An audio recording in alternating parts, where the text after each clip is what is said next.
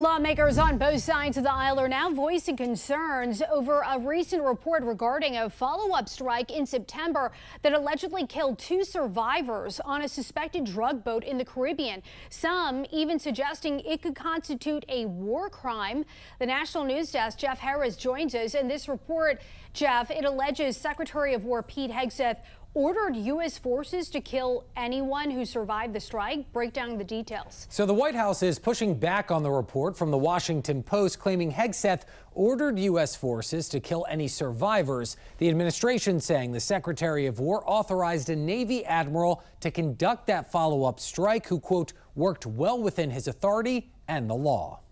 On Monday, the White House saying U.S. Navy Admiral Frank Bradley was working lawfully when ordering a follow-up second strike on an alleged drug boat in the Caribbean Sea on September 2nd. Admiral Bradley worked well within his authority and the law, directing the engagement to ensure the boat was destroyed and the threat to the United States of America was eliminated. White House Press Secretary Caroline Leavitt pushing back on a recent report from the Washington Post, claiming Hegseth gave a spoken directive for that second strike, allegedly killing 2 survivors. The report reading in part, the Special Operations Commander overseeing the attack ordered a second strike to comply with Hegseth's instructions. 2 people familiar with the matter said the 2 men were blown apart in the water. In response to the allegations, lawmakers on both sides of the aisle voicing concerns over the follow-up strike, some even suggesting it could be a war crime. If that reporting is true, it's a clear violation of the DOD's own laws of war, as well as international laws about the way you treat people who are in that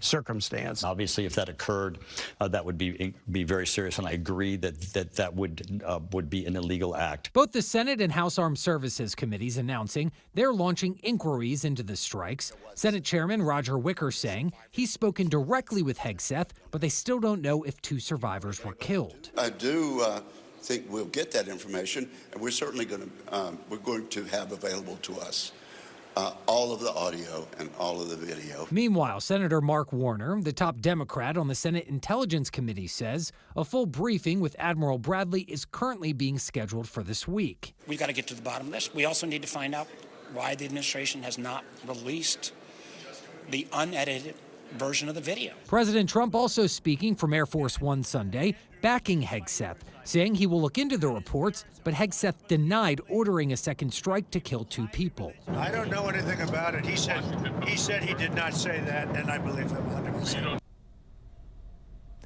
Now, seemingly in response to the Post story, Hegseth took to social media on Friday, calling the report, quote, fabricated and derogatory, adding the current operations in the Caribbean are lawful under both U.S. and international law, with all action in compliance with the law of armed conflict.